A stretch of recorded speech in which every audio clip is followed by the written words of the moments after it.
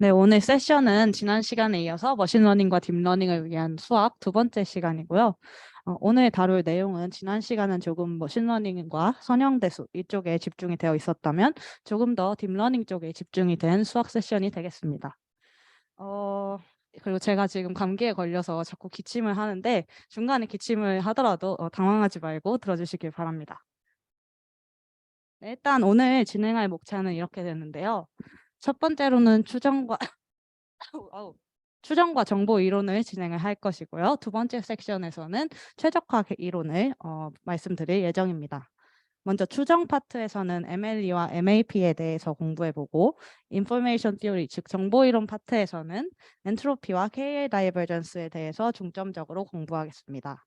두 번째로 진행되는 최적화 부분에서는 그레디언트 디센트 메소드와 옵티마이제이션 부분을 집중하여서 보도록 하겠습니다. 그러면 여기서 저희가 왜 정보 이론을 배워야 하고 왜 최적화를 공부해야 하는지를 먼저 말씀을 드리고 들어가는 게 좋을 것 같아요.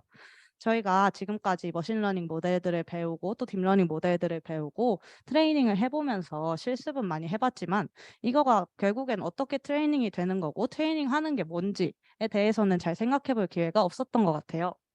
근데 사실은 그걸 알아야지 제대로 공부를 했다라고 말을 할 수 있는 거니까 한 번 더 되짚어보고 넘어가면 좋을 것 같습니다.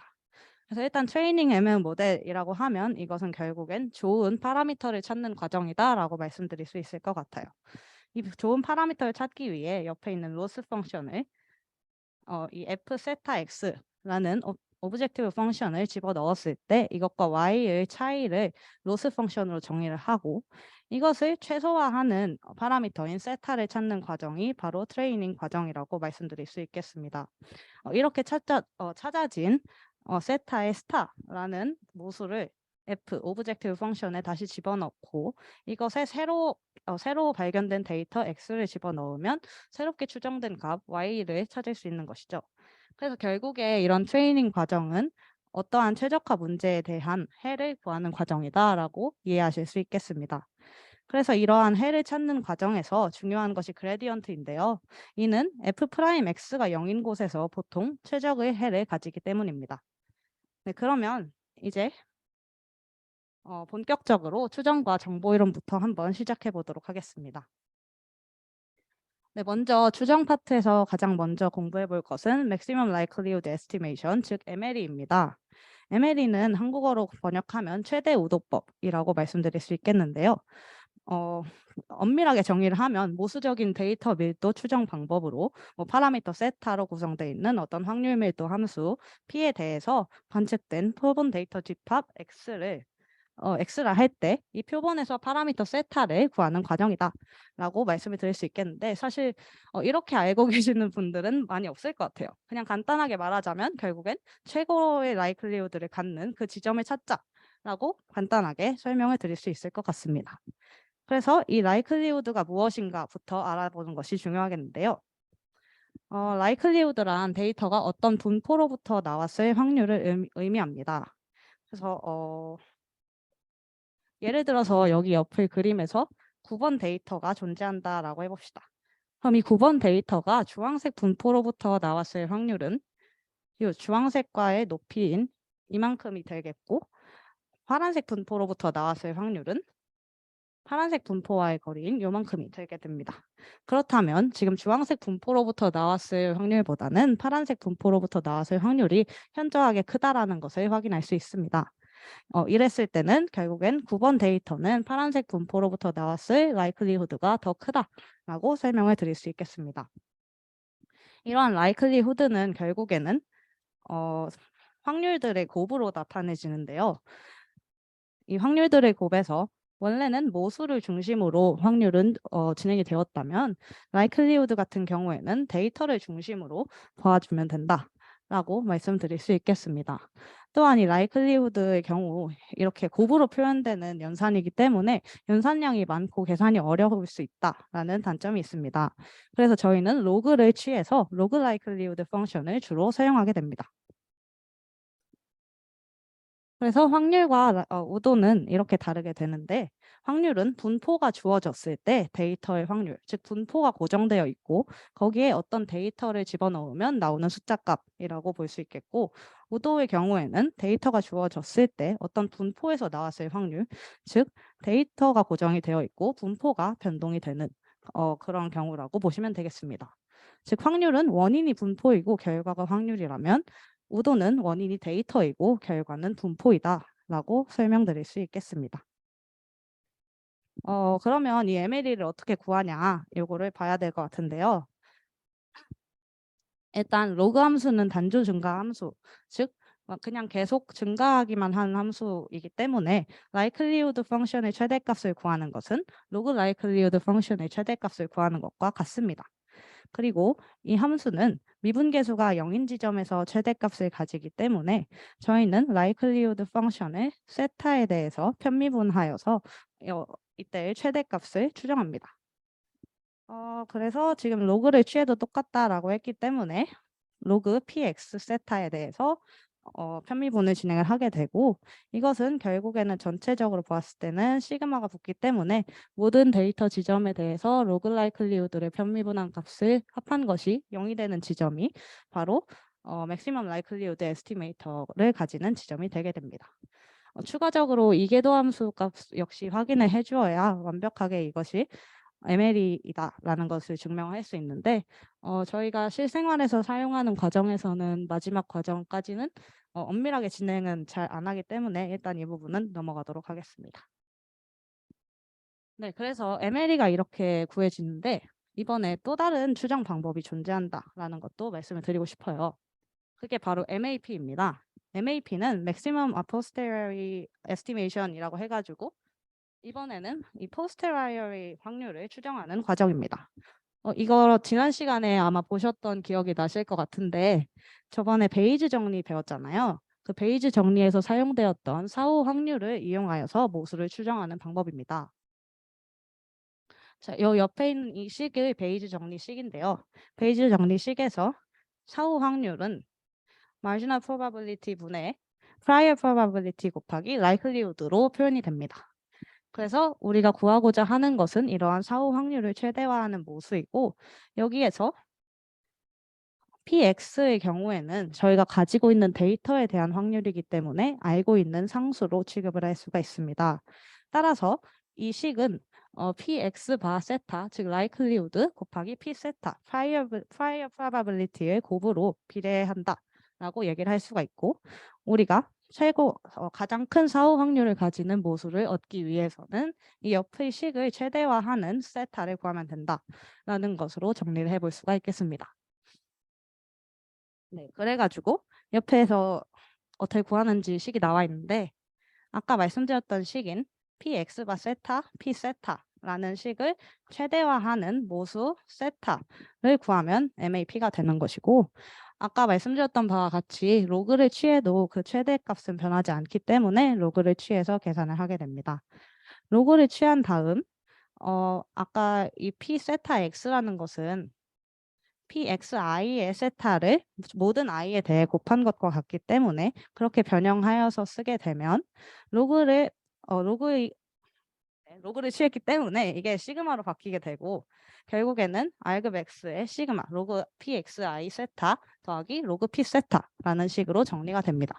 즉 아까 MLE와 다르게 뒤에 로그 p 세타라는 prior probability를 반영하였다는 것을 확인할 수 있습니다. 그래서 그 차이점이 바로 MLE와 MAP의 가장 큰 차이점이 됩니다. MLE의 경우에는 사후 확률을 최대화시키는 것이 결국엔 우도를 최대화시키는 것이다 라고 생각을 하고 계산을 하는 것이고, 사전 확률은 반영하지 않습니다. 반대로 MAP의 경우에는 사후 확률을 최대화하는 변수를 찾는 것이고, 이때 사전 확률을 반영한다라는 것을 보실 수 있겠습니다. 그런데 만약 사전 확률이 유니폼 디스트리뷰션에 따른다면 어떻게 될까요? 그렇게 됐을 경우에는 MAP와 MLE는 같아지게 됩니다.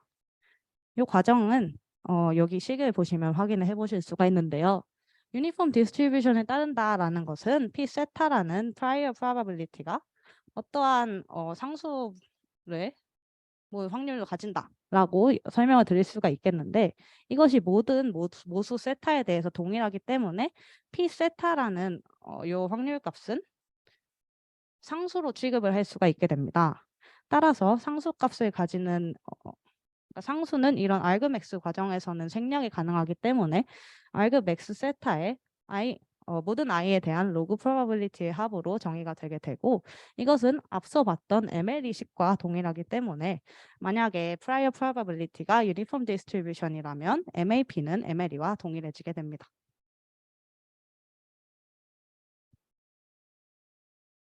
네, 이렇게 일단은 MLE와 MAP 부분에 대한 수식적인 설명은 마치도록 할 것이고요. 뒤에 예시에서 다시 MLE가 나오니까 일단 조금 이따 다시 보도록 하겠습니다.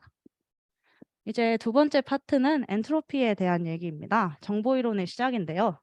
여러분 모두 엔트로피라는 얘기는 많이 들어보셨을 것 같아요. 흔히 정의를 찾아보면 놀람의 정도, 뭐 불확실성 이런 식으로 언급을 하고 있습니다. 굉장히 추상적인 정의죠. 그런데 이런 정의들에는 한 가지 공통적인 대전제가 있습니다. 바로 정보는 유의미해야 한다라는 것인데요. 그래서 이런 유의미한 정보를 표현하기 위해 필요한 최소 평균 자원량을 엔트로피라고 정의를 하곤 합니다. 이때 정보는 어떻게 표현이 되냐면 비트로 표현이 되는데요. 컴퓨터가 이해할 수 있도록 0 또는 1로 표현을 하게 됩니다. 이때 최소 자원량은 어떠한 데이터를 가장 짧게 표현할 수 있는 비트의 평균 길이로 정의되게 됩니다. 그래서 요 아저씨가 셰넌이라는 분인데요. 이분이 엔트로피를 정의를 하신 분입니다. 이분께서 정의하신 엔트로피를 이산 데이터에 대해 일반식으로 표현한 셰넌 엔트로피라고 얘기를 하고 유니폼 분포일 때 엔트로피는 최대가 됩니다. 유니폼 분포일 때 최대가 되는 이유는 지금 엔트로피라는 것이 불확실성이기 때문에 어떠한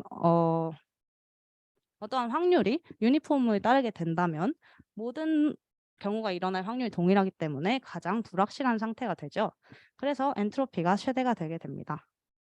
이 아래에 있는 식이 지금 그 엔트로피를 수식으로 표현한 결과인데요. 이게 이렇게 되는 이유는 지금 예시를 보면서 한번 살펴보도록 하겠습니다. 네, 어떤 원숭이가 있는데 원숭이가 지금 타자기를 쳐가지고 헬로라는 단어를 한번 만들어 보겠대요. 근데 얘는 영어를 모르잖아요. 그러니까 타자기를 랜덤하게 치게 됩니다. 이때 이 단어를 만들 수 있는 기대값이 어떻게 될지를 구해보면 그것이 엔트로피를 구하는 방법이 되게 됩니다. 타자기에 26개의 알파벳이 있고 그것을 5번 치게 되는 것이니까 일단 헬로를 만들 확률은 26분의 1을 5승 이렇게 표현할 수가 있게 됩니다. 이때 엔트로피 E는 헬로를 얻기 위해 필요한 최소 기대 비용이라고 정의를 할 수 있고 N은 헬로의 개수라고 얘기를 해봅시다. 그러면 이 헬로는 P 헬로 곱하기 N 헬로, 즉 개수와 확률의 곱으로 나타낼 수가 있고 이때 헬로는 H가 나올 확률, E가 나올 확률, 그리고 L, O가 나올 확률을 전부 더한 값이다 라고 얘기를 할 수 있기 때문에 아래식처럼 표현할 수가 있죠. 그렇게 됐을 때 아까 EH라는 것은 pH와 NH의 곱이다라고 얘기를 할 수가 있고 이 E는 또 PE와 NE의 곱 이런 식으로 전부 P와 N의 곱으로 표현을 할 수가 있게 됩니다. 그래서 이 헬로는 PINI를 모든 i에 대해 더한 값이 되게 됩니다. 여기서의 NI는 로그 PI분의 1로 표현을 할 수가 있는데요. 이는 최적 조건으로 실험을 수행하는 비용을 최소화하기 위해서 N을 인코딩한 결과입니다. 옆에 그래프를 보시면 좀 더 자세히 설명을 드릴 수 있을 것 같은데 어떠한 데이터가 나타날 확률이 높아진다면 비용을 줄이기 위해서는 그 비트 값은 줄어들어야 마땅할 것입니다. 예를 들어서 H가 나올 확률은 90%이고 E가 나올 확률은 1%밖에 안 되는데 H에다가는 비용을 100만 원을 주고 E에다가는 비용을 10,000원을 준다면 그 비용은 굉장히 높아지게 되겠죠. 즉 불합리한 코딩 방식이 되게 되는 것입니다. 그래서 P가 높아질수록 비트값은 줄어드는 관계를 가지도록 코딩을 해줘야 하고 이것은 결국엔 PI분의 1이 된다라는 것을 파악을 하실 수가 있습니다. 또한 이 그래프를 보았을 때 로그 함수를 뒤집어 놓은 형태가 되게 되는데요. 따라서 이것을 마이너스 로그 PI다. 나는 PI분의 1이다. 라는 식으로 인코딩하는 것이 최소 비용이 된다. 라고 말씀을 드릴 수가 있겠습니다. 그래서 직관적으로는 엔트로피가 마이너스에 PI 로그 PI를 모든 i에 대해 더한 값으로 정의가 된다라고 말씀드릴 수 있겠습니다. 네, 그러면 이번엔 크로스 엔트로피로 넘어가 보도록 할 건데요. 크로스 엔트로피는 P와 Q에 대해서 정의가 되게 됩니다. 예를 들어서 먼저 말씀을 드려보자면 어떤 기계 A가 있다라고 했을 때 A에서 최적의 기대값을 가질 수 있도록 하는 코딩 방법이 있다라고 얘기를 할 수 있겠습니다. 이것을 P라고 한다면 만약에 다른 기계 B에 대해서 이 코딩 방법 P를 적합시키게 되면 이것은 최적의 방법은 되지 못하겠죠. 이때 예상되는 기대값을 크로스 엔트로피라고 얘기를 할 수 있게 됩니다. 좀 더 수학적으로 얘기를 하자면 어떤 확률 분포를 따르는 P에 대해서 또 다른 확률 분포를 따르는 Q를 적합시킬 때 예상되는 기대값이다 라고 설명을 드릴 수 있겠습니다. 그래서 식으로 표현하면 PI의 로그 2의 QI분의 1, 즉 원래는 PI를 적합시켰어야 하는데 QI를 적합시켜서 발생하는 그 차이라고 말씀을 드릴 수가 있겠습니다. 그래서 머신러닝에서는 P를 목표 확률로 하고 Q를 현재 학습한 확률이라고 설명을 했을 때 크로스 엔트로피는 Q가 P에 가까워질수록 작아지게 되겠죠. 그 차이가 줄어들기 때문입니다. 그래서 이러한 크로스 엔트로피를 저희는 로지스틱 리그레션 등에서 로스 펑션으로 사용하고 있음을 볼 수 있죠. 다음으로는 뮤추얼 인포메이션입니다. 뮤추얼 인포메이션은 두 변수 간 상호 의존성을 측정한 것입니다. 어떤 확률 변수 x를 통해 다른 확률 변수 y에 대해 얻은 정보량이라고도 말씀을 드릴 수 있을 것 같은데요. 그냥 가장 간단하게는 독립이 아닌 두 변수를 독립이라고 생각을 하고 코딩했기 때문에 발생하는 것입니다. 즉 독립이 아닌 정도, 즉 공통 정보가 많을수록 커지게 되는 것이죠. 뮤추얼 인포메이션은 일단 오늘 다룰 내용에서는 중요한 파트가 아니어서 이 정도로만 설명을 드리고 넘어가도록 하겠습니다. 네, 그러면 지금까지 엔트로피에 대해서 설명을 계속 드렸는데 그걸 어디에 쓰냐, 왜 배우냐 라고 의문이 드실 수 있을 것 같아요. 그래서 그 부분에 대해서 짚고 넘어가 보도록 하겠습니다. 자, 여기에 y와 y 해시라는 두 개의 데이터 값이 존재한다라고 해봅시다. 이때 y와 y 해의 크로스 엔트로피는 옆의 식과 같이 정의가 되겠죠. 자, 요 식이 바로 로지스틱 리그레션에서는 코스트 펑션으로 사용이 됩니다. 이 부분은 뒤에서 바로 설명을 드릴 것이고 또한 이 로지스틱 리그레션의 펑션으로 사용되는 이 크로스 엔트로피는 네게티브 로그 라이클리후드로도 해석이 될 수 있어서 저희가 머신러닝을 공부하는 과정에서 빼놓을 수가 없는 부분이 되게 됩니다. 이게 자세히 증명을 한번 해보도록 할게요. 자, 그래서 일단 로지스틱 리그레션이 뭐냐? 이거부터 말씀을 드려야 될 것 같은데 다음 세션에서 자세히 배우겠지만 로지스틱 리그레션은 어떤 회귀 분석 방법이라고만 일단 알고 넘어가시면 될 것 같아요. 여기서는 저희가 오브젝티브 펑션으로 이렇게 생긴 함수를 사용을 하고 이 대상 함수를 적합을 시키면 로지스틱 리그레션의 해를 구할 수 있다. 라고만 지금은 간단하게 설명을 드리고 넘어가도록 할게요. 자, 그래서 이러한 옵티마이제이션 대상 함수인 fwx는 얘는 사실 이름은 시그모이드 펑션이라는 친구인데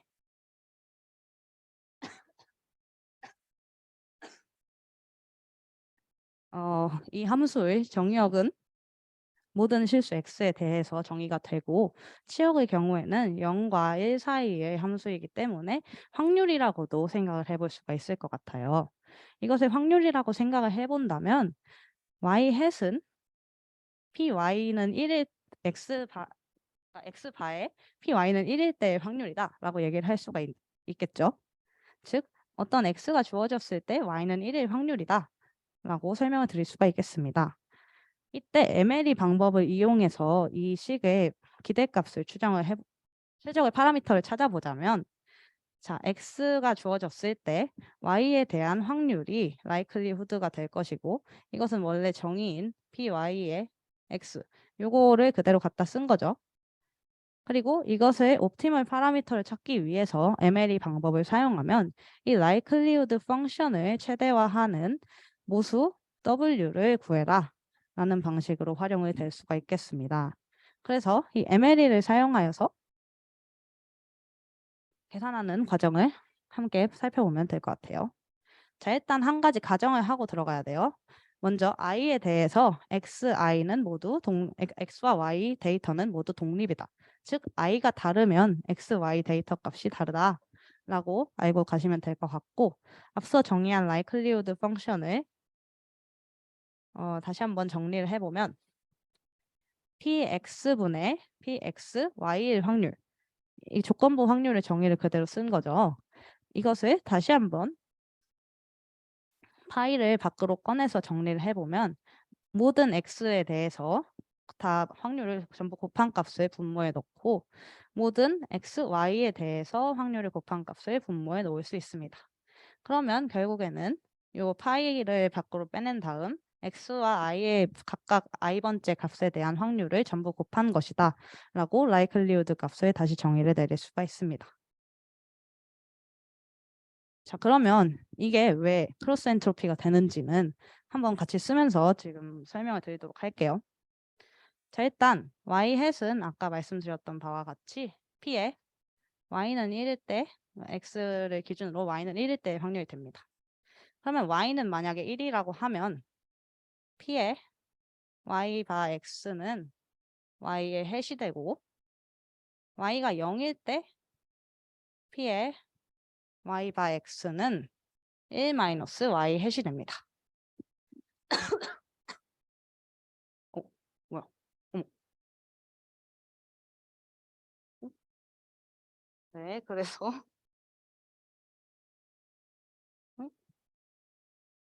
네. 죄송합니다. 그래서 y 바라고 하면은 p의 y 바 x는 전체적으로 0 아니면 1일 확률 중에 하나이기 때문에 베르누이 분포를 따른다라고 보고 y 햇을 y번 1-y 햇을 1-y번 곱한 확률로 정의를 내릴 수 있습니다. 만약 그런 상황에서 likelihood 펑션은 p의 yi의 i가 1부터 n까지 xi의 i는 1부터 n까지라고 하면 다시 한번 파이에 대한 값으로 정의를 내릴 수가 있겠죠. 그리고 이 값은 요 식을 그대로 대입을 하면 되니까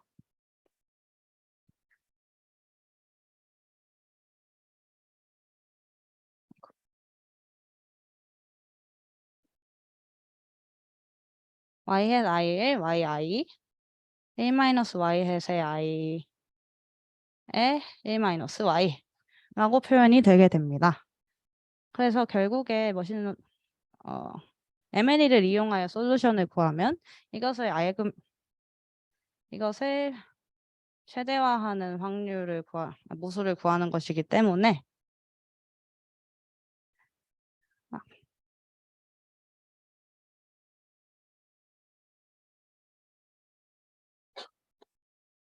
이렇게 계산이 되게 되고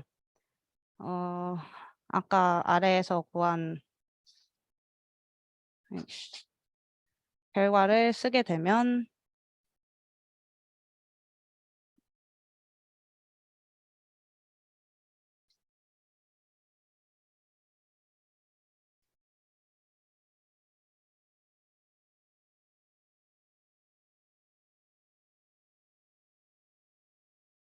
이렇게 계산이 됩니다.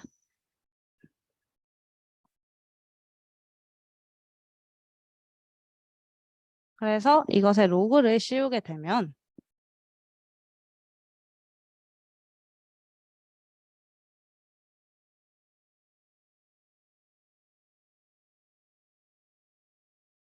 요 뒤에 나오는 이 상수값이 밖으로 떨어지게 되겠죠.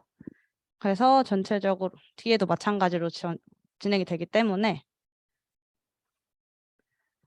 이게 자꾸 움직이네요.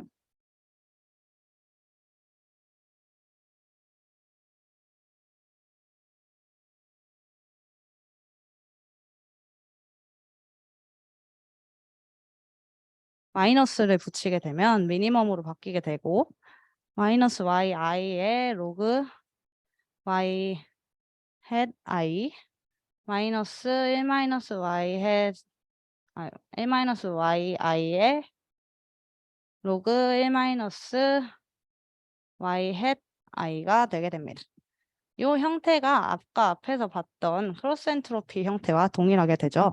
그렇기 때문에 MLE 솔루션은 크로스 엔트로피가 된다라고 말씀을 드릴 수가 있겠습니다. 또한 이 크로스 엔트로피 형태가 지금 마이너스 로그 라이클리, 네게티브 로그 라이클리후드의 형태를 가지기 때문에 앞서 말씀드렸던 두 가지 조건을 전부 만족한다라는 것을 보일 수 있겠습니다.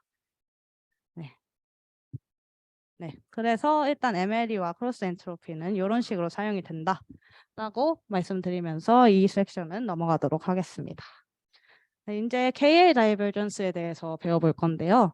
KL 다이버전스는 앞서 공부했던 엔트로피와 크로스 엔트로피를 통해서 구할 수가 있습니다. KL 다이버전스의 정의는 일단 두 확률 분포의 차이를 계산하는 데 사용하는 함수다라고 말씀드릴 수 있겠는데요. 어떤 이상적인 분포에 대해서 그 분포를 근사하는 다른 분포를 사용해 샘플링을 한다면 발생할 수 있는 정보 엔트로피의 차이를 계산하는 함수입니다. 수식적으로 표현하면 크로스 엔트로피에서 엔트로피를 뺀 값이라고 말씀드릴 수 있겠고 이산형일 경우에는 위의 수식, 연속형일 경우에는 아래의 수식을 따른다라고 보시면 되겠습니다. 근데 이게 결국엔 무슨 소리냐? 이게 궁금하실 수가 있을 것 같은데요. 왜 HPQ에서 HP를 뺀 값이 되냐? 이거는 이렇게 유도 과정을 통해서 보일 수가 있겠습니다. 이 크로스 엔트로피를 전개를 해보면 엔트로피에 추가로 어떤 텀을 더한 것으로 표현이 되게 되는데요. 먼저 그냥 크로스 엔트로피 식을 쓰면 마이너스 pi의 로그qi를 모든 i에 대해서 더한 값이다 라고 표현이 되고 뒤에 엔트로피를 더하고 빼주면 같은 값을 가지게 되죠. 여기서 이 엔트로피는 그대로 hp라고 쓰고 뒤에 남는 값과 앞의 크로스 엔트로피 값을 이렇게 뒤로 빼서 정리를 해주면 시그마 모든 i에 대해 pi 로그 qi분의 pi다 라고 정리를 할 수 있습니다.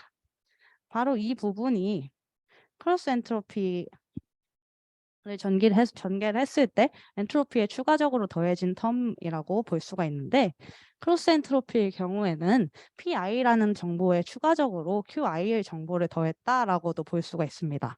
즉 정보량이 추가가 되는 것이죠. 그래서 KL 다이버전스 텀으로 보이는 이 추가 텀은 HP에 더해진 정보량이라고 볼 수 있고 이것은 결국 P와 Q의 정보량 차이다라고 해석을 할 수가 있습니다. 그래서 이러한 KL 다이버전스는 몇 가지 특성을 가지게 되는데 먼저 첫 번째 특성은 0보다 항상 크거나 같다라는 특성입니다. 일단 직관적으로 크로스 엔트로피의 하방은 엔트로피이기 때문에 KL 다이버전스는 항상 0보다 크거나 같습니다. 이게 무슨 말이냐면 KL 다이버전스는 HPQ의 마이너스 HP가 되는데 이때 HPQ는 언제나 HP보다 크거나 같기 때문에 KL 다이버전스 값은 언제나 0보다는 크거나 같게 됩니다. 또 젠슨스 이니퀄리티를 이용하여서 증명을 하면 일단 젠슨스 이니퀄리티라고 하면 X라는 확률 변수가 있고 F가 컨벡스 펑션일 때 F의 EX는 언제나 2의 FX보다는 작거나 같다라는 이니퀄리티입니다. 이 이니퀄리티가 성립하기 때문에 KL 다이버전스에 대해 KL 다이버전스가 이런 식으로 정리가 될 때 마이너스 로그를 F라고 한다면 PX, QX라는 X에 대해서 이 식은 2의 FX다 라고 표현을 할 수가 있고 이 식은 F의 EX이다 라고 표현할 수가 있습니다. 따라서 이때 젠슨스 이니퀄리티가 성립하므로 우변에 있는 식을 전개했을 때 나오는 값인 0보다 K의 다이버전스는 항상 크거나 같다라고 정리를 할 수가 있겠습니다. 네, 그리고 또 다른 특성이자 굉장히 중요한 특성인데요. KL 다이버전스에서 KL PQ는 KL QP와는 다르다라는 점입니다. 여기에서 바로 KL divergence는 distance가 아니다. 즉 거리 개념으로 사용할 수 없다라는 특성이 나오게 되는데요. 이는 KL divergence가 비대칭적이기 때문입니다. H의 PQ와 PQ에서 HP를 뺀 것은 HQP에서 HQ를 뺀 것과는 다르기 때문에 KL의 PQ는 QP와는 다르게 되는데요. 이것이 거리 개념으로 만약에 사용이 되고 싶다면 PQ와 QP는 거리가 같아야 합니다. 그런데 그렇지 않기 때문에 새로운 거리 개념이 제시가 되었는데 이것이 바로 젠슨-샤논 다이버전스라는 JSD라고 하는 새로운 거리 개념입니다. 네, JSD는 KL 다이버전스 두 개를 평균 내어서 활용하는 거리 개념 매트릭인데요. 이는 겐에서 사용이 되고 있습니다. 자세한 증명은 그래서 겐 세션에서 아마 진행이 될 거고요. 겐 세션 담당자님 화이팅 하게 하시길 바랍니다. 네. 그래서 여긴 넘어가면 되겠고, 네, 다음 세션이 지금 컨벡스 옵티마이제이션인데 시간이 조금 이르기는 한데 지금 안 끊고 쭉 가면 너무 오래 걸릴 것 같아가지고 지금 잠깐 10분 쉬고 진행하도록 할게요.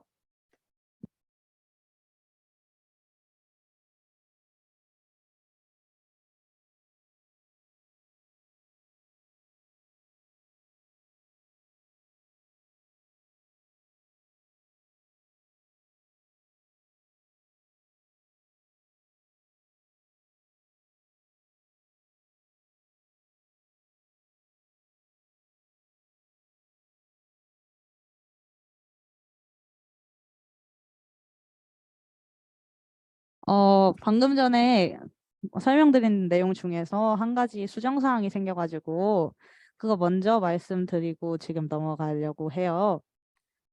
여기 아까 ML이랑 MAP가 만약에 프라이어가 유니폼일 경우에는 같아진다라는 설명을 드린 바 있는데요. 여기서 같아지는 경우는 n이 무한대로 갈 때에 해당한다고 합니다. n이 무한대로 가지 않고 작은 경우에는 이 로그 p 세타라는 요 프로바빌리티가 지금 다른 분포에 따른다면 약간의 슈링키지가 발생한다라는 부분이 증명된 바가 있어서 이 부분에 대해서는 조금 더 제가 정리를 해본 다음에 슬랙에 추가적으로 설명을 드리도록 하겠습니다.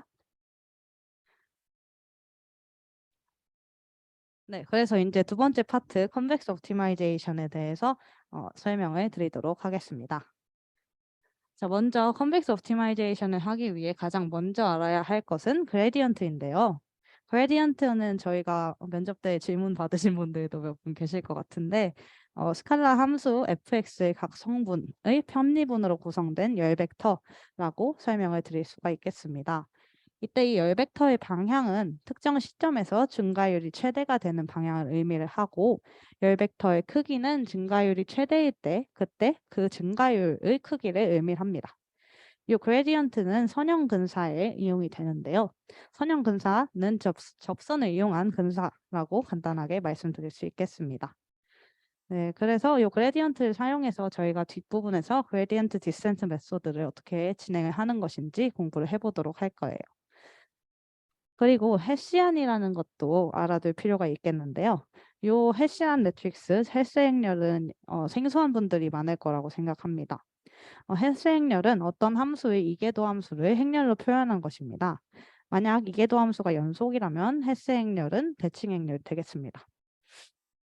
이러한 헬스 행렬은 지금 컨벡스 옵티마이제이션, 뉴턴스 메소드, 그리고 이계도 함수 판정법 등에 이용이 되고 있기 때문에 알아둘 필요가 있겠습니다. 네, 그러면 그 이계도 함수가 뭐냐, 어떤 의미를 가지냐를 설명을 하면서 헤시안의 기하학적 의미에 대해서도 알아봐야 할 것 같은데요. 특정한 입력값 x에서 이계도 함수가 양수인 경우와 음수인 경우는 각각 이 함수 x가 f가 해당 입력값 x에서 아래로 볼록하거나 위로 볼록하다라는 것을 뜻하게 됩니다. 또 함수의 특정점에서 이계도 함수의 크기가 크다라는 것은 어떤 함수의 형태가 그 지점에서 더 볼록하다라는 의미를 갖습니다. 즉 헤시안 행렬에서 원소값 하나가 어떤 원소값보다 더 크다면 이 지점에선 더 볼록하다 혹은 오목하다라는 함수의 형태를 갖는다라고 말씀을 드릴 수 있겠습니다.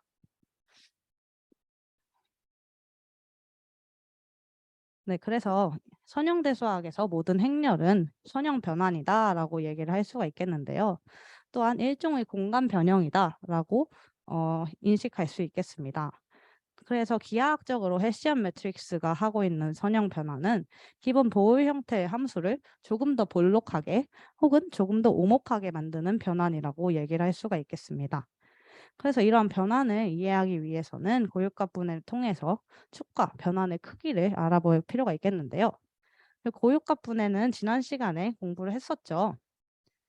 자, 여기서 고유 벡터는 선형 변환을 했을 때 그 크기는 변하지만 방향은 변하지 않는 벡터를 의미합니다.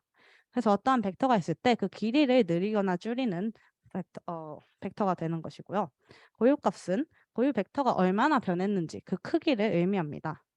그래서 선형 변환의 주축과 크기는 고유 벡터와 고유값으로 정의가 되는데요. 고유 벡터를 따라 크기가 변하게 되고 그 변하는 크기는 고유값이 되는 것입니다. 그래서 이러한 해시안의 스펙트럼 정리를 이용하면 이런 고유값과 고유 벡터를 찾을 수가 있는데요. 이를 이용하면 어떤 함수가 특정 위치에서 얼마나 위로 또는 아래로 볼록한지 혹은 안장점인지를 파악할 수가 있습니다. 아래 식을 살펴보면 그 부분이 자세히 나타나 있는데요. 해시안에 대한 Q를 정의해 보면 해시안 F에 대해서 H에 대한 쿼드라틱 폼으로 나타낼 수가 있고 여기에서 QTH라는 애를 U로 치환하게 되면 요 고유값 행렬에 대해서 쿼드라틱 폼으로 분해가 되기 때문에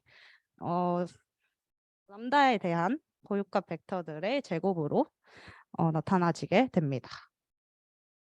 그래서 이를 통해서 고유값을 찾아서 축과 변환 크기를 구할 수가 있는 것이죠. 그래서 지금 당장은 이게 뭔가 싶겠지만 이따 뒤쪽에서 어떻게 사용되는지 보시면 좀 더 직관적으로 이해가 쉬우실 거라고 생각합니다. 이제 그레디언트를 이용한 그레디언트 디센트 메소드에 대해서 공부를 해볼 건데요. 그레디언트 디센트 메소드는 저희가 기본적으로 머신러닝과 딥러닝에서 트레이닝 과정에 사용을 하는 방법이죠. 그레디언트를 이용하여서 극소점을 점진적으로 찾아가는 방법이다라고 말씀드릴 수 있겠습니다. 여기서 fx라는 오브젝티브 펑션이 있을 때 이것을 최소값을 찾는 것이 목표가 되겠고 이것을 그레디언트 타입 알고리즘으로 찾는 과정입니다. 즉 k번째 x에다가 어떠한 감마 k를 곱한 dk를 더해주면 그것이 k 플러스 1번째 x이다 라는 것으로 계산을 하는 것입니다. 이때 이 감마 k dk가 0보다 크게 되면 그레디언트 어센트 방법이 되는 것이고 이것이 0보다 작으면 그레디언트 디센트 방법이 됩니다. 그래서 저희는 주로 그레디언트 디센트 방법을 많이 사용을 하고 있죠. 자, 그래서 여기에서 한 레마가 나오게 되는데 어떠한 디렉션 D에 대해서 fx와 d의 내적이 0보다 작으면 즉 감소하고 있다라는 것이면 디센트 디렉션, 감소하는 방향이다 라고 설명을 할 수가 있고 이때 x 알파는 x의 알파 곱하기 d라고 하였을 때 이 알파 d가 만약에 알파 d를 한 것이 x 알파가 되는 거고 이 x 알파를 f에 집어넣었을 때 fx보다 작다라면 이것은 감소하고 있는 것이라고 확인할 수가 있겠죠. 그래서 이를 이용해서 거듭하여 이터레이티브하게 이 알고리즘을 작성을 시키면 계속 이 x 알파에 넣은 f가 작아진다면 계속하여서 이 학습이 진행될 것이라는 것을 예상할 수 있을 것입니다. 이를 이용해서 로컬 옵티멈을 찾을 수가 있고 이때 스텝 사이즈인 이때 스텝 사이즈인 여기 알파는 적절하게 골라주시면 되겠습니다. 이때 만약 dk가 마이너스 델타의 fxkt라고 하면은 가장 가파른 그레디언트 디센트라는 것을 얘기를 할 수가 있겠고 이는 이렇게 진행하는 방향에서 직교하는 방향으로 감소하는 것이기 때문입니다. 저희가 주로 사용하는 그레디언트 디센트는 이 dk를 사용해서 옵티멈을 찾고 있어요. 그래서 이런 그레디언트 디센트 방법을 통해서 극소값을 찾으려고 할 때 중요한 것이 러닝 레이트가 있겠는데요. 러닝 레이트는 이 스텝 사이즈, 아까 전에는 알파였죠. 그 알파를 의미합니다. 그래서 어떤 그레디언트가 이렇게 계속 감소를 할 때 얼만큼씩 뛰어넘을 것이냐를 의미하는 건데 만약에 스텝 사이즈가 작다면 이렇게 조금씩 감소를 하게 되겠죠. 그런데 반대로 스텝 사이즈가 굉장히 크다면 이렇게 막 뛰어넘으면서 감소를 하게 될 것입니다. 이런 스텝 사이즈를 잘못 정하면 해를 찾지 못할 수도 있고 너무 타겟을 지나치거나 수렴하지 않을 수가 있습니다. 너무 작으면 너무 느린 학습이 이루어질 수 있고 너무 크면 앞서 말씀드린 것 같이 타겟을 지나치는 경우가 생길 수가 있어서 적절하게 러닝 레이트를 결정하는 것이 굉장히 중요합니다. 또한 그레디언트 디센트에서 발생할 수 있는 또 다른 문제로는 글로벌 미니마 대신에 로컬 미니마로 컨버지하는 경우입니다. 즉 전체 함수에서의 최소값이 아닌 이 부분에서의 극소값에 머무르게 되는 경우가 생길 수 있다는 것입니다. 잘못된 컨버징이 일어났을 때에는 여기에 탈출하는 것이 굉장히 어렵기 때문에 이러한 문제를 극복하는 방법 역시 여러 가지로 제시가 되고 있다는 점 말씀드리도록 하겠습니다. 네, 그래서 이런 그레디언트 디센트 메소드에는 여러 가지 방법이 존재하는데요. 일단 이 그레디언트는 어떻게 업데이트가 되냐? 이 세타의 k 플러스 1이라는 애는 앞서 말씀드린 것처럼 세타 k의 러닝 레이트 곱하기 로스 펑션의 데리베티브 미분값을 곱한 값을 빼면서 업데이트가 이루어집니다. 이게 그 백프로페게이션 과정에서 진행이 되는 거고요. 이 L 세타 K라는 것은 모든 N에 대해서 세타 K에 대한 로스 펑션의 데리베티브 값의 합을 의미합니다. 즉 모든 지점에서의 로스 펑션 합을 구해서 이것을 다 더한 다음 원래의 세타 K에서 빼가지고 업데이트를 해준다 라고 생각해 주시면 되겠습니다. 그래서 이 트레인 데이터의 양에 따라서 그레디언트 디센트 메소드는 세 가지 종류가 존재하는데요. 첫 번째는 배치 그레디언트 디센트입니다. 이게 가장 일반적으로 알고 있는 그레디언트 디센트 방법입니다. 전체 트레인 데이터에 대해서 로스 펑션을 계산을 하는 것이고요. 두 번째로 미니 배치 그레디언트 디센트라는 방법이 있습니다. 이 방법은 n개의 전체 데이터를 다 사용하는 것이 아니라 k개의 소집합을 만들어 가지고 그 작은 집합에서 로스 펑션을 계산을 해서 사용하는 것입니다. 그래서 이 k개를 골라 사용하고 이 k는 n보다 작아야 한다라는 조건이 붙습니다. 마지막이 스토캐스틱 그레디언트 디센트인데요. 여기서는 아까 미니 배치처럼 n개를 전부 사용하는 게 아니라 k개만 사용을 하고 있지만 여기서는 랜덤리 추즈를 하는 거고 랜덤리 추즈를 할 때 이 기대값이 전체 배치를 사용하였을 때의 결과값과 같도록 k를 고르는 것이 중요한 부분입니다. 그래서 이렇게 결국에는 기대값으로 원래 값을 추정하려고 하기 때문에 real gradient의 noisy approximation이다 라고 설명을 드릴 수 있겠습니다. 그래서 일반적인 배치 그레디언트 디센트가 이렇게 감소를 하게 되면 스토캐스틱 그레디언트 디센트는 조금 왔다 갔다 하면서 감소를 하는 것을 볼 수 있습니다. 네, 그래서 이런 그레디언트 디센트 메소드에서 아까 말씀드린 여러 가지 문제점이 존재할 수도 있고 하기 때문에 어댑티브한 업데이트 메소드들이 제안이 된 바 있습니다. 그 중에 하나가 이 모멘텀이라는 방법인데요. 나머지 방법들도 모두 중요하지만 일단 가장 기본적인 방법인 모멘텀 방법을 말씀을 드리도록 하겠습니다. 자, 그레디언트 디센트에서 모멘텀을 활용한다라고 하는 것은 메모리 텀을 활용한다 라고도 말씀을 드릴 수가 있겠는데요. 메모리 텀 알파의 델타 xk라고 하는 것은 우리가 얼마나 과거 정보를 기억하느냐를 의미를 합니다. 여기서 델타 k라고 하는 것은 k일 때의 x 값의 변화량을 의미를 하는데요. 즉 xk-xk-1 그래서 현재 값과 이전 값의 차이를 알파만큼 반영을 하겠다라는 것이 지금 모멘텀 그레디언트 디센트 방법론의 의미입니다.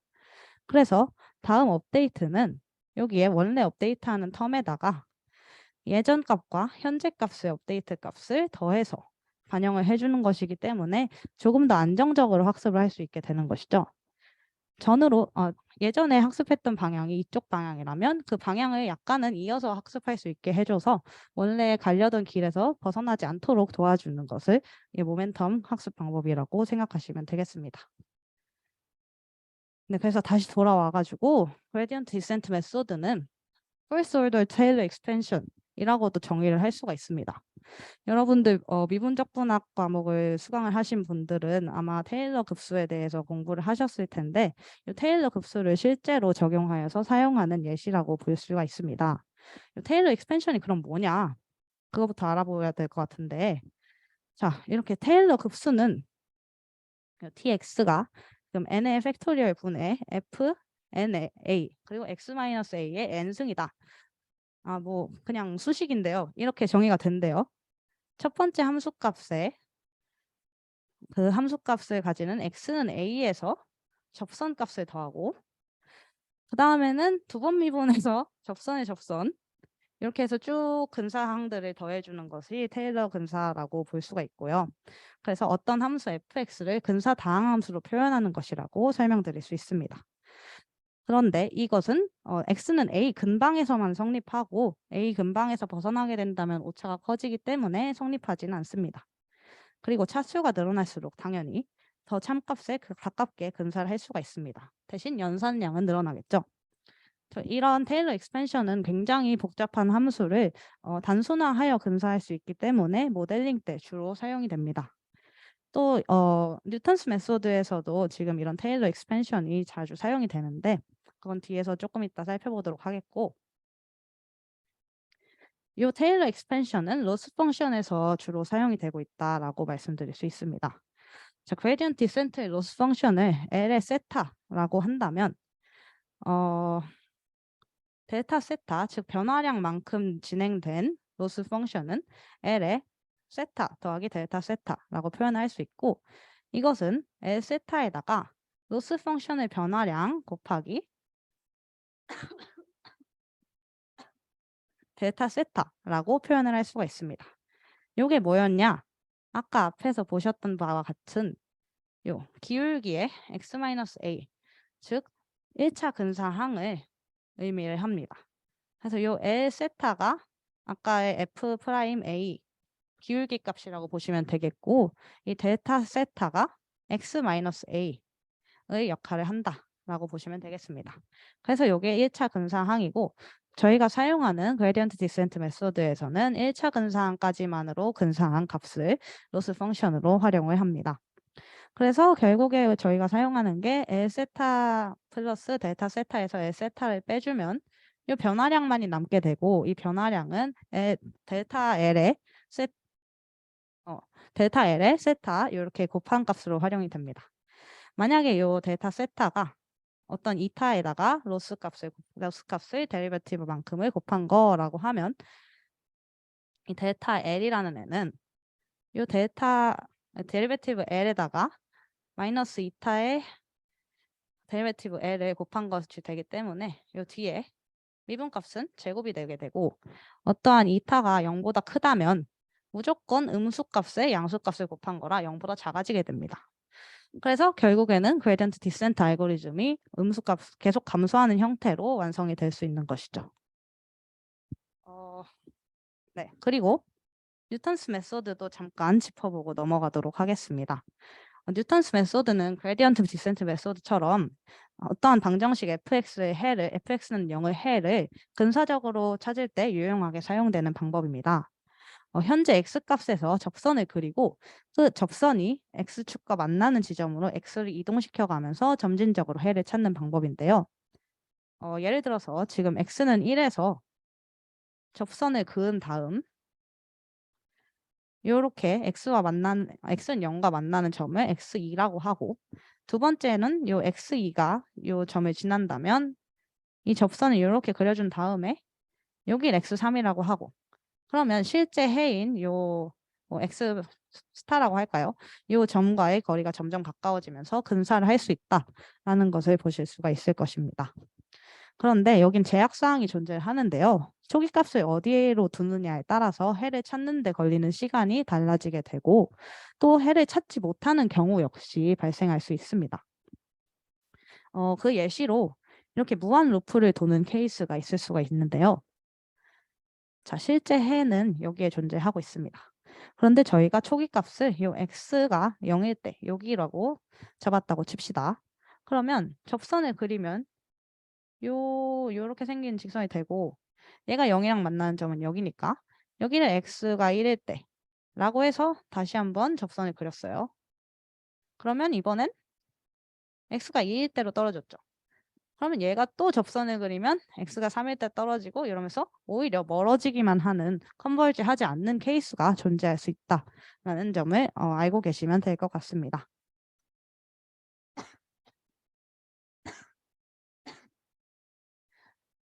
네, 그래서 일단 뉴턴스 메소드까지 살펴보았고요. 다음으로는 이제 본격적으로 옵티마이제이션 부분으로 들어가 보도록 할 건데요. 자, 옵티마이제이션 종류들이 굉장히 많은데 저희는 중점적으로 컨벡스 옵티마이제이션을 살펴볼 것이고 그거 이전에 일단 constrained 옵티마이제이션에 대해서 살펴볼 것입니다. 이제 constrained 옵티마이제이션 프로블럼이 뭐냐? constrained라는 말에서 볼 수 있듯이 제약 사항이 존재하는 최적화 문제라고 살펴보실 수 있을 것 같습니다. 기본적인 최적화 문제의 형태는 아래와 같은데요. 자, 이 fx라는 펑션을 미니마이즈 하는 것이 우리의 목표입니다. 그렇기 때문에 이 fx를 오브젝티브 펑션이라고 부르고요. 이 오브젝티브에 대해서 지금 subject gix가 지금 0보다 작거나 같을 때 그리고 hj의 x는 0일 때 두 가지 제약사항이 붙어 있습니다. 위의 제약사항은 지금 inequality 부호를 사용하고 있기 때문에 inequality constraint라고 부르고 아래 것은 지금 equality를 사용하고 있으니까 equality constraint라고 부릅니다. 이때 변수는 x가 되겠고 최적의 값은 p 스타 그리고 옵티마이저는 x 스타라고 하겠습니다. 그래서 요거를 푸는 방법이 굉장히 여러 가지가 있을 텐데 저희가 중점적으로 살펴볼 방법은 라그랑쥬 멀티플라이어를 사용하는 방법입니다. 이 라그랑쥬 멀티플라이어를 사용하는 방법은 듀얼리티를 이용하는 방법인데요. 듀얼리티라는 말은 또 뭐냐? 이 듀얼리티 멘탈리티는 어떤 최적화 문제를 풀기 위해서 혹은 제한하기 위해서 다른 최적화 문제를 이용하는 것을 의미합니다.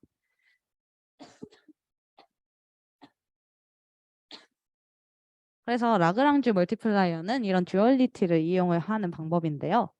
이 오브젝티브 펑션을 weighted sum of constraints로 제한을 하여 가지고 바꿔보자 라는 것이 목표입니다. 그래서 라그랑지안이라고 하는 이 펑션은 어떻게 생겼냐?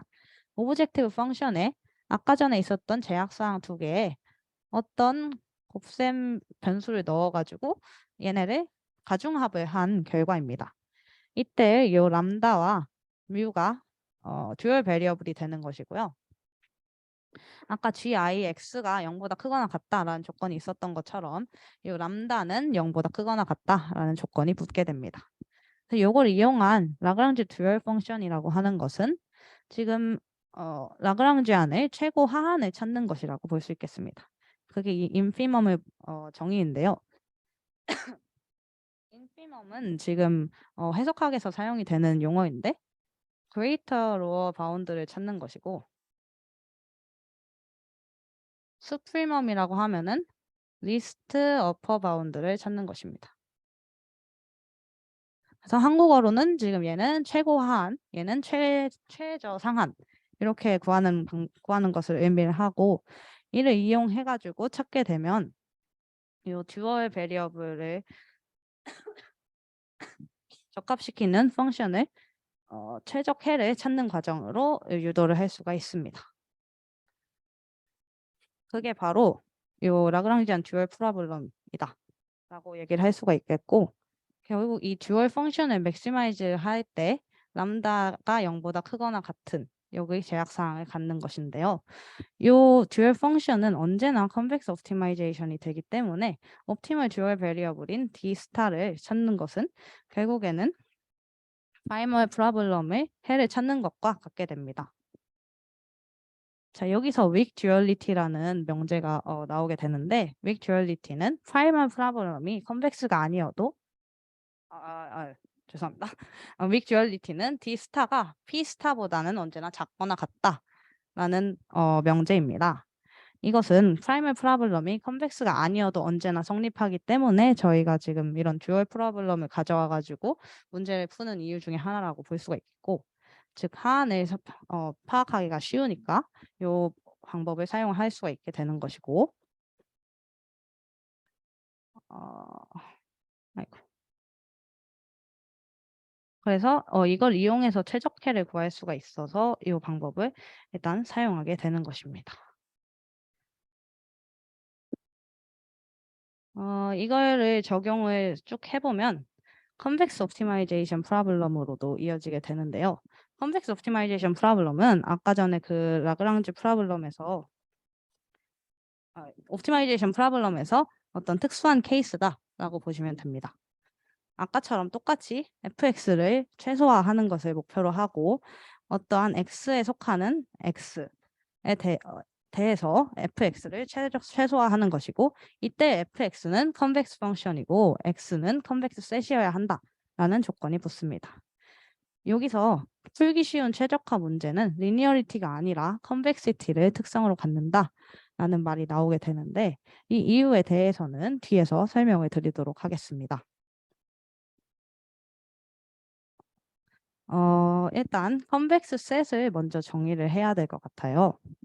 자, 컨벡스 셋이라고 하면 어떤 집합에 대해서 해당 집합의 어떤 두 점을 연결한 선분이 집합 내부에 존재하면 그 집합은 컨벡스하다라고 설명이 됩니다. 뭐 무슨 말인지 사실 잘 모르겠죠. 그래서 예시를 들어서 한번 살펴보도록 하겠습니다. 자, 1번 뭐 이런 육각형이 있어요. 근데 여기에 어떤 두 점을 뭐 아무 데나 찍었을 때 이 두 점을 연결한 선분은 육각형 안에 존재하네요. 여기랑 여기를 찍어도 육각형 안에 존재를 하고, 뭐 여기랑 여기를 찍어도 육각형 안에 존재를 해요. 어떻게 어디를 찍어도 이 선분이 이 육각형 밖을 벗어나는 일은 없습니다. 그렇기 때문에 이 셋은 컨벡스하다라고 설명할 수 있겠습니다. 근데 두 번째 셋을 보면 이렇게 찍었다고 하면 이 선분을 이었을 때 이 부분이 지금 이 세트 바깥에 있는 것을 확인하실 수가 있을 건데요. 이런 경우는 컨벡스하지 않다라고 정의할 수 있겠습니다. 마지막 세트의 경우에는 이 빈칸 부분들이 있죠. 연결이 안 되어 있는 부분이 있어서 여기 이렇게 연결했을 때 뜨는 이 선분은 컨벡스 셋 안에 포함이 안 되기 때문에 이 마지막 세트 역시 컨벡스하지 않다라고 말씀을 드릴 수 있겠습니다.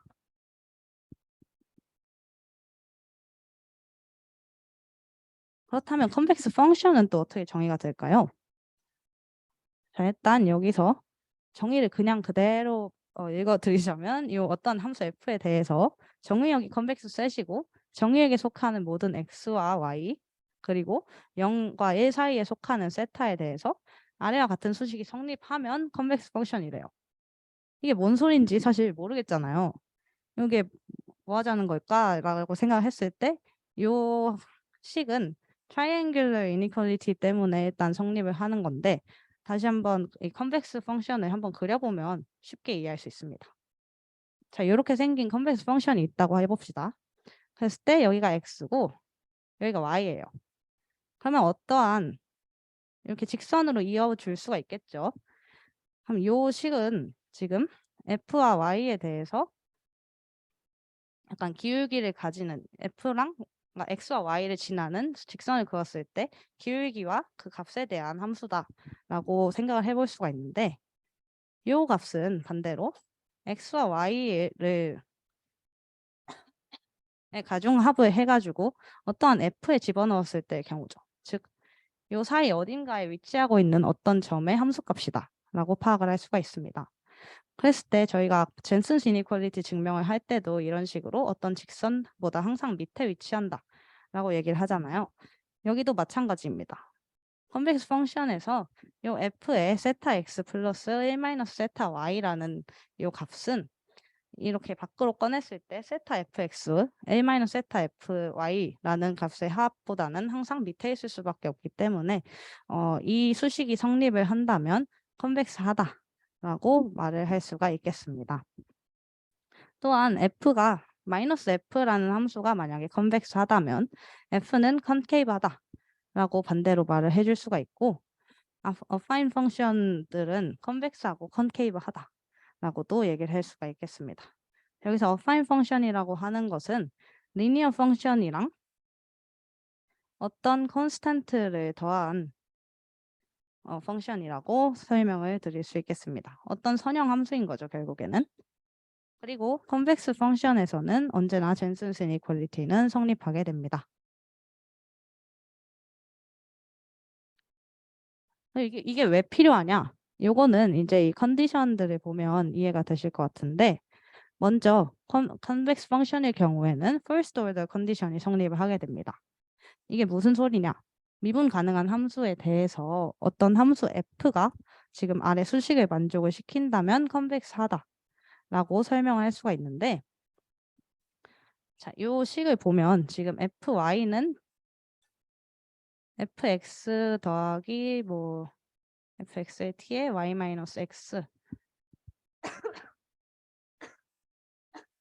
라고 표현을 할 수가 있는데, 즉 요 fy라는 애는 fx의 y에서의 접선이라고 표현을 할 수가 있습니다. 이때 f가 컨벡스하기 때문에 그레디언트가 0일 때는 이게 전부 글로벌 미니마이저가 되게 되는 것이죠. 따라서 이 수식에서 그레디언트 fx가 0인 점만 찾으면 바로 글로벌 미니마이저를 찾을 수가 있어서 로컬 옵티멈이 바로 글로벌 옵티멈이 될 수가 있습니다. 그래서 굉장히 유용하게 사용할 수 있는 특성이 되는 것이고요.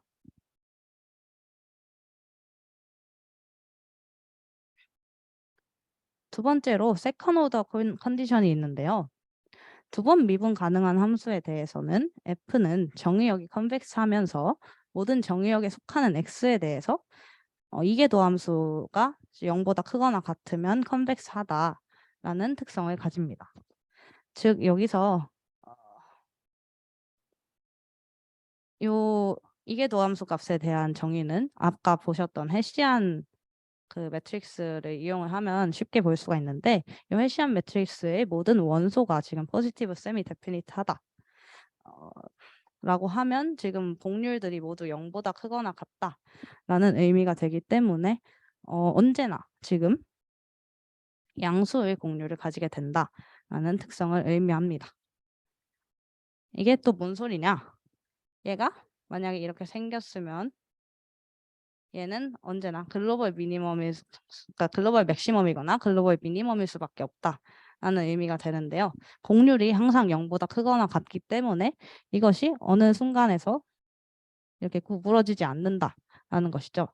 즉 언제나 글로벌 옵티멈을 가질 수밖에 없다라는 특성을 의미를 하게 됩니다. 세 번째 특성은 포인트와이즈 스프리멈과 인피멈에 대한 특성인데요. 만약에 fxy가 a에 속하는 y 각각에 대해서 x에 대해서 컨벡스하다면 gx는 컨벡스하대요. gx가 뭐냐면 fxy의 스프리멈도 컨벡스하다 라는 말이고, 지금 컨케이브 하다면 인피멈 역시 컨케이브 하다 라는 말을 할 수가 있습니다. 이 말이 뭐냐?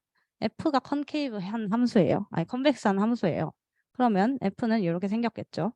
얘 하한은 이 부분일 수밖에 없고, 이 하한 역시 그러니까 하한을 함수로 만약에 표현한다면 얘는 언제나 이 밑에 있는 함수일 수밖에 없고, 이것이 얘보다 항상 작아야 하기 때문에 이 함수 역시도 컨벡스 할 수밖에 없게 됩니다. 반대로 설명을 했을 때 컨케이브 하다면 항상 커야 하니까 이 최저하한 역시도 상한 역시도 컨케이브 할 수밖에 없게 되는 것이죠.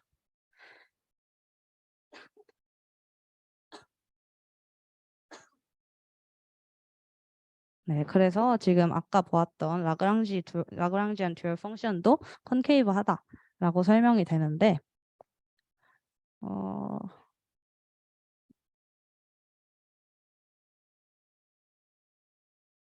여기서 라그랑지 듀얼 펑션은 이 라그랑지안 함수가 컨벡스한 함수가 되기 때문에 이곳의 인피멈을 찾는 과정, 즉 최고 하한을 찾는 과정은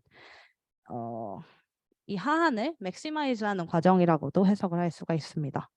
그렇기 때문에 저희가 최적해를 찾는 것은 이 듀얼 펑션을 맥시마이즈해서 찾는 과정이 되는 것이고, 이것은 이 라그랑지안 듀얼 펑션이 컨케이브한 함수가 되기 때문에 가능한 일이 됩니다.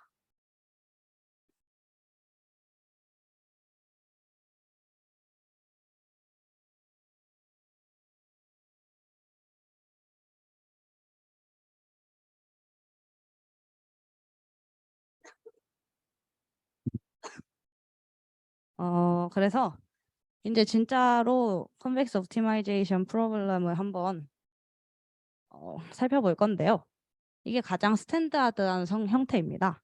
아까처럼 또 objective function fx를 최소화할 것인데, 이때 constraint로 gix가 0보다 작거나 같고 ait의 x는 bi다 라는 두 가지 constraint가 붙게 됩니다. 여기에서 f와 gi 모두 convex 펑션이 되는 것이고, 그래서 이 gix가 0보다 항상 작거나 같은 것은 이 셋이 이 constraint 셋이 convex 해야 되기 때문이고요. 또 이 equality constraint로 들어가 있는 ait의 x가 bi다 라는 함수는 선형 함수로 아까 제가 말씀드렸던 affine function이기도 하죠. 그래서 이 affine function일 때에만 convex 펑션으로 유도가 되기 때문에 이렇게 정의를 해주는 것이 필요합니다. 네, 그래서 이런 상태에서 저희가 하고자 하는 것은 컨벡스한 옵티마이제이션 오브젝티브 펑션인 fx를 최소화하자, 혹은 컨케이브한 오브젝티브 펑션인 f를 최대화하자 라는 것이 오브젝티브가 되겠습니다. 그래서 이거를 해결하는 과정에서 필요했던 것이자 컨벡시티가 중요한 이유인 이 스트롱 듀얼리티가 여기서 성립을 하게 되는데요. 스트롱 듀얼리티는 뭐냐? 아까 윅 듀얼리티는 D 스타라는 애가 P 스타보다는 언제나 작거나 같다라는 성질이었는데, 스트롱 듀얼리티라고 하는 것은 이 D 스타가 P 스타와 완전히 동일하다라는 말을 할 수가 있겠습니다. 만약에 이 특성이 성립을 한다면 이 듀얼일 때 해와 프라이머리일 때 해가 똑같기 때문에 듀얼 문제를 해결하는 것은 프라이머리 문제를 해결하는 것이 되고, 그렇기 때문에 훨씬 간단하게 근사해가 아니라 직접 해를 구할 수가 되기 때문에 컨벡시티 조건이 성립하는 것이 굉장히 중요하게 됩니다. 그래서 이 조건 중에 하나가 KKT 컨디션이라는 게 존재를 하는데요.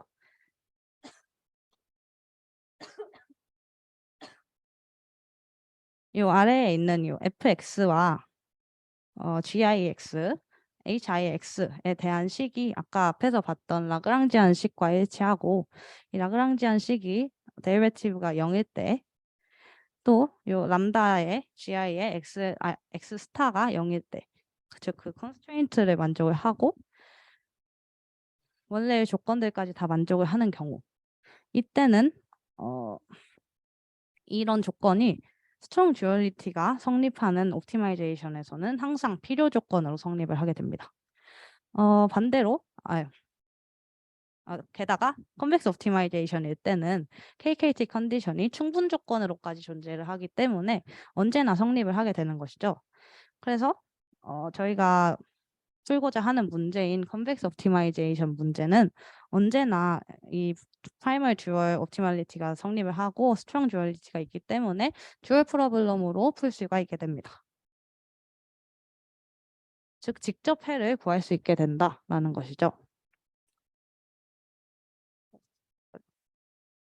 네, 그래서 이제 리니어 프로그래밍과 쿼드라틱 프로그래밍이 이 문제를 푸는 방법들로 존재를 합니다. 그래서 리니어 프로그래밍이라고 하면 리니어가 붙었잖아요. 오브젝티브도 리니어한 함수가 되고 constraint도 리니어한 함수가 되는 경우에 리니어 프로그래밍이라고 합니다.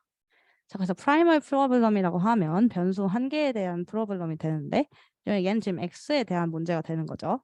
x에 대해서 ct의 x를 미니마이즈 하는 것이 목표인데 이때의 제약 사항이 ax가 b보다 작거나 같다 라는 조건이 붙게 됩니다. 얘를 듀얼 프로블럼으로 바꿔보면은 람다라는 변수를 하나를 추가를 했어요. 람다라는 변수를 하나를 추가를 하고 c의 at의 람다, 즉 여기 x 자리에다가 만약에 람다를 넣었을 때 c에다가 at의 람다에 더하는 건 0이라는 조건이 붙고 이때 람다가 0보다 크거나 같다 라는 조건을 추가를 해서 듀얼 프로블렘으로 만들어줍니다. 그러면 여기서의 p 스타는 x 스타를 찾는 거고 여기서의 d 스타는 x와 람다를 찾는 과정이 되는 거죠. 그래서 얘를 라그랑지안으로 표현을 하게 되면 constraint까지 여기에 넣어서 표현을 하게 되니까 c의 at에 c 더하기 at 람다라는 애가 0이 될 때 x는 x에 대한 미분값이 0이 된다면 그때가 최적해를 가진다라고 풀게 됩니다. 그래서 이 경우에는 x에 대해서 미분을 해버리면 남는 게 c의 at 플러스 람다인데 얘가 지금 0이래요. 그러면 이 람다에 대한 값을 구할 수가 있겠죠.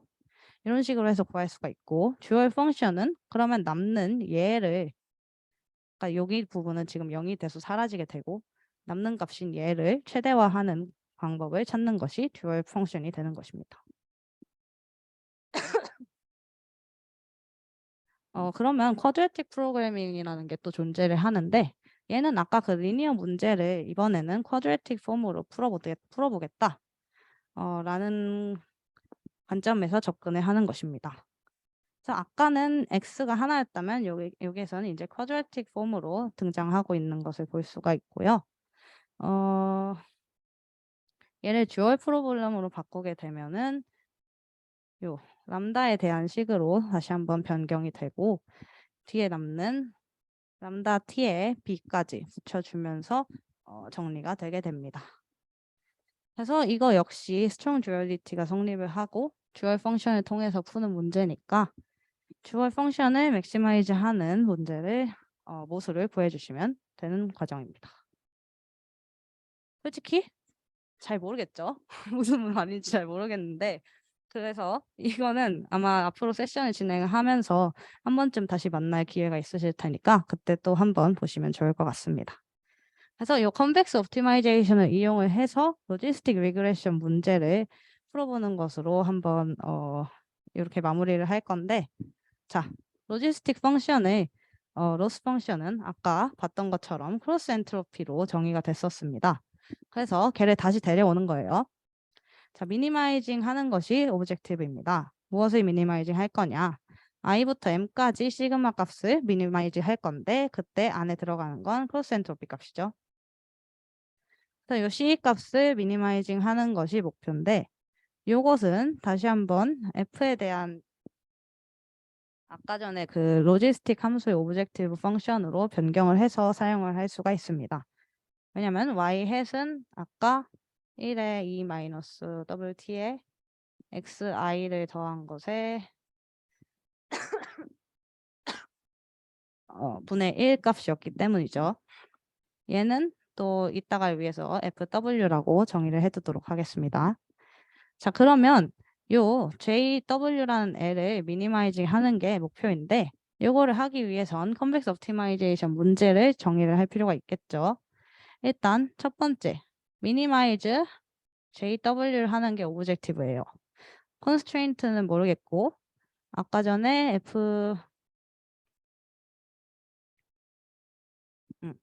아, 여기서 보실 수 있듯이 어떠한 x라는 집합에 속하는 x에 대해서 f가 컨벡스 펑션이고 x가 컨벡스 셋인 거를 보여야 컨벡스 옵티마이제이션 프로블럼이다 라고 정의할 수 있습니다. 그래서 그 과정을 해볼 거예요. 네, 그래서 그걸 만족하기 위해선 이 JW라는 애가 일단 컨벡스하다라는 걸 보여줄 필요가 있고 얘는 뭐에 대해서 성립을 하는 거냐면 모든 실수 x에 대해서 성립을 해야 돼요. 자, 그러면 이 실수 x가 실수의 집합인 요 R이라는 애가 지금 컨벡스한 셋이냐 이것까지 보여주면은 이게 컨벡스 옵티마이제이션 프로블럼이다 라고 얘기를 할 수가 있겠죠.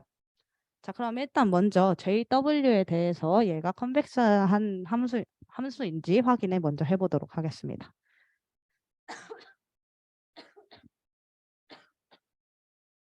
네, 그래서 JW가 컨벡시티를 만족을 하려면 얘랑 얘가 둘 다 컨벡스 해야겠죠. 그런데 지금 요 뒤에 붙어 있는 얘는 지금 로그에서 밖으로 뺐다고 치면 WT의 X 얘가 마이너스 요게 지금 밖으로 나오면서 WT의 X가 되고 마이너스 로그의 1 플러스 2의 마이너스 WTX I분의 1로 변형을 할 수가 있고 여기는 지금 얘랑 똑같네요. 그렇기 때문에 어떠한 어파인 펑션에서 지금 컨벡스한 펑션을 또 빼주고 있는 것이기 때문에 결국에는 얘도 컨벡스하다 라는 것을 확인할 수 있습니다. 이때 해시안이 또 포지티브 세미 데피니트 하냐 이것까지 확인을 해줘야 되는데 포지티브 세미 데피니트는 한국말로는 양반정이라고 한대요. 근데 이게 뭐냐면 결국에는 이게 0을 포함한 양수 범위 안에 들어오냐 이걸 확인해 주면 된다라고 보면 되겠습니다. 그러면 시그모이드 함수라는 애는 대충 이런 식으로 생긴 논리니어한 함수다라고 말씀을 드릴 수가 있겠고 그러면 얘를 한번 미분을 하게 되면 이런 식으로 생겼겠죠. 그리고 얘를 또 한 번 미분을 하게 되면 이런 식으로 생기게 되는데 어쨌든 0이 되는 순간은 그러니까 0 이하로 내려가는 순간은 존재하지 않습니다. 그렇기 때문에 해시아는 포지티브 세미 데피니트 하다라는 것까지 확인을 할 수가 있고 그렇기에 일단 이 fx는 컨벡스 하다라는 것을 볼 수가 있겠네요.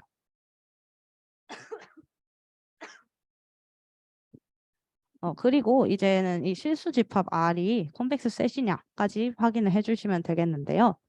요 R에 속하는 요 실수 집합 안에 속하는 어떤 R이 컨벡스 셋이려면 아까 전에 세타 x 더하기 1 마이너스 세타의 y에 f 한 거가 요거에 세타의 fx 플러스 1 마이너스 세타의 fy보다는 작거나 같아야 된다 이런 식이 있었죠. 요거처럼 이번에는 세트에 대해서는 t의 x 더하기 1 마이너스 t의 y가 R에 속하냐 xy가 R에 속할 때 그리고 t가 0, 1에 속할 때 이것이 만족이 되냐를 파악을 해주면 컨벡스 셋인 것을 확인할 수가 있습니다. 그래서 뭐 예를 들어 지금 뭐 x가 0, 1이라고 하면 일단 0, 1을 넣어보면 당연히 실수 집합 안에 속할 수밖에 없겠죠. 왜냐하면 실수끼리의 곱을 더한 것이기 때문입니다. 그래서 결국엔 실수 집합 역시 컨벡스 셋이다라는 걸 보일 수가 있겠고 그렇기 때문에 컨벡스 옵티마이제이션 과정을 통해서 로지스틱 리그레션의 해를 구할 수가 있습니다. 네, 그래서 이게 컨벡스 하니까 이게 가능해지는 거죠. JW라는 것의 데리베티브 값이 0이 될 때가 가장 최적인 해, 글로벌 옵티멈이다 라고 저희가 말을 할 수가 있게 되고요. 그래서 얘를 가져오기 위해서 저희는 그레디언트 디센트 메소드를 사용할 수가 있게 되는 것이죠. 그래서 얘가 W의 t 플러스 1은 W의 t 마이너스 어떠한 이타에 대해서 로스 펑션의 데리베티브를 빼주는 것으로 정의가 되고 얘를 더 이상 감소하지 않을 때까지 이터레이티브하게 메소드를 작동을 시키면 저희는 최적해인 W 스타를 구할 수가 있게 됩니다. 네. 그래서 이렇게까지 보면 다 봤는데요. 서머리 짧게 하고 끝내도록 하겠습니다. 자, 일단 추정과 정보이론 파트에서는 MLE, MAP, 엔트로피, 크로스 엔트로피, KA 다이버전스 이렇게 배웠고요.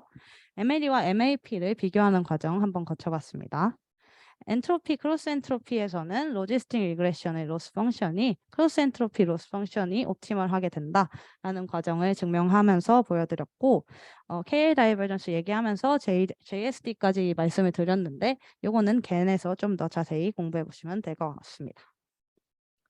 그리고 컨벡스 옵티마이제이션 부분에서는 그레디언트와 해시안, 그레디언트 디센트 메소드, 누선스 메소드, 그리고 컨스트레인드 옵티마이제이션과 컨벡스 옵티마이제이션을 공부를 해봤습니다.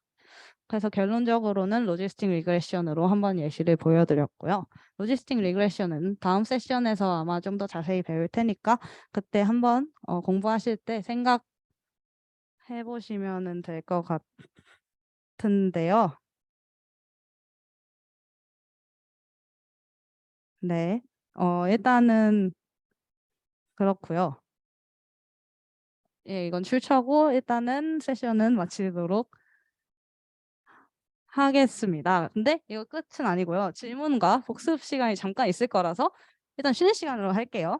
쉬는 시간 일단 10분 가지고 돌아오도록 하겠습니다. 네, 감사합니다.